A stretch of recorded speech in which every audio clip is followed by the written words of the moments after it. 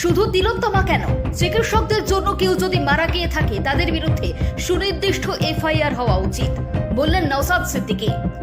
ভিন রাজ্যে সাবির মল্লিক খুনের বিচারের দাবিতে এইবার পথে নামলেন আইএসএফ এর বিধায়ক নওশাদ সিদ্দিকী।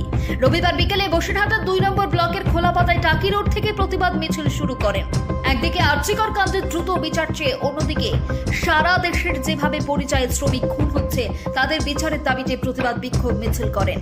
টাকি রোডে প্রায় 2 কিলোমিটার পায়ে হেঁটে ফেস্টুন ব্যানার হাতে নিয়ে এদিন আইএসএফ কর্মী সমর্থক সহ সাধারণ মানুষ এই প্রতিবাদ মিছিলে পা মেলান। নওশাদের দাবি, তিলোত্তমার খুনে সিবিআই যেভাবে তদন্ত করছে তাতে আমি শুধু নয়, বাংলার মানুষ সন্তুষ্ট নয়।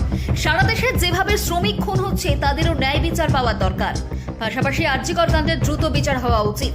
কিন্তু যেভাবে চিকিৎসকরা কর্মবিরতি করেছেন তার জন্য যদি কেউ মারা গিয়ে থাকেন, সুনির্দিষ্টভাবে তদন্ত করে তাদের বিরুদ্ধে অভিযোগ হওয়া উচিত।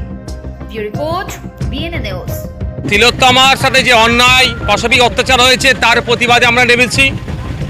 বিভিন্ন রাজ্যে পরিযায়ী শ্রমিকদের উপরে যে অত্যাচার হচ্ছে, কখনো তাকে গণপিটুনি দিয়ে হত্যা করা হচ্ছে, কাউকে গলা কেটে হত্যা করা হচ্ছে, তার বিরুদ্ধে আমাদের বাংলায় যে সমস্ত শ্রমিকরা ভিন্ন রাজ্যে আছে তাদের নিরাপত্তার দাবিতে আজকে আমাদের রাজ্যে আমরা প্রতিবাদ মিছিলে আমরা নেমেছি।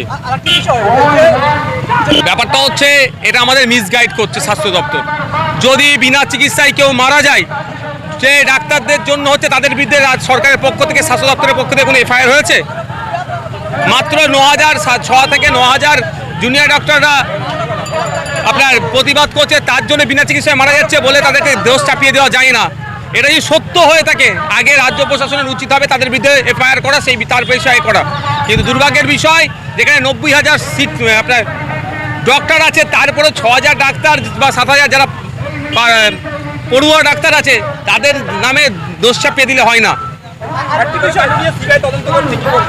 দেখুন, সিবিআই তদন্ত গতি যেভাবে চলছে, আমি শুধু নয়, সারা বাংলার মানুষ সন্তুষ্ট নয়। আমি চাইবো দ্রুত গতিতে সিবিআই তদন্ত করুক। দেখুন, এটা আমি ছোটবেলা থেকে হয়তো শুনে এসেছি, এই ধরনের কথা চলবে না।